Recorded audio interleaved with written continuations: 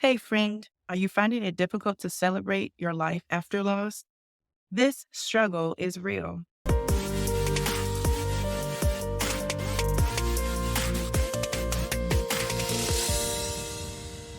It's my birthday, and I contemplated what I would do to celebrate it because every year I celebrated it with my parents. While thinking about this, in a flash, I was reminded of my mother's annual birthday tradition.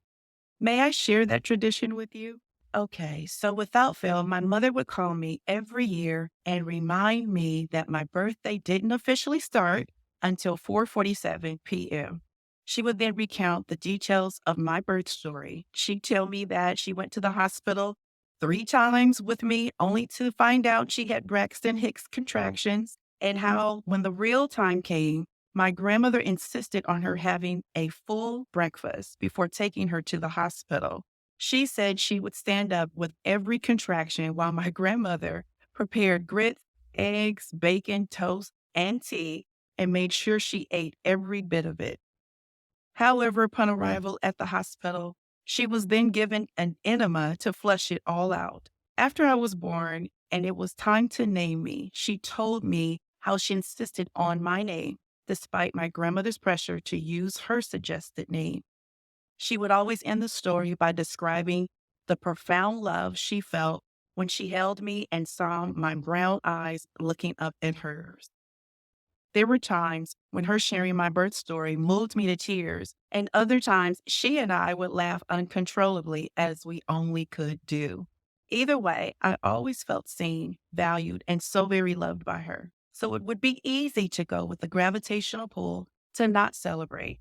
Learning to celebrate without our loved ones is more than a challenge when you have been greatly loved. As I pondered over the details of this tradition, I heard this word from the Lord: Jesus came that I may have life and life more abundantly.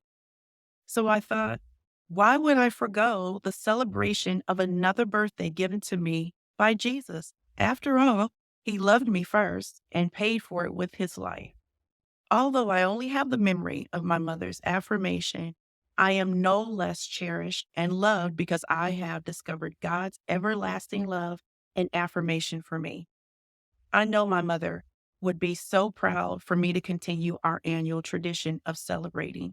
But more than that, Jesus deserves me to celebrate. So I will. Finding me is choosing to be intentional about celebrating the gift of another year of being continuously loved and cherished. If you're finding it hard to celebrate life after loss, I pray you remember that Jesus paid for you to not just live, but to have a full and abundant life.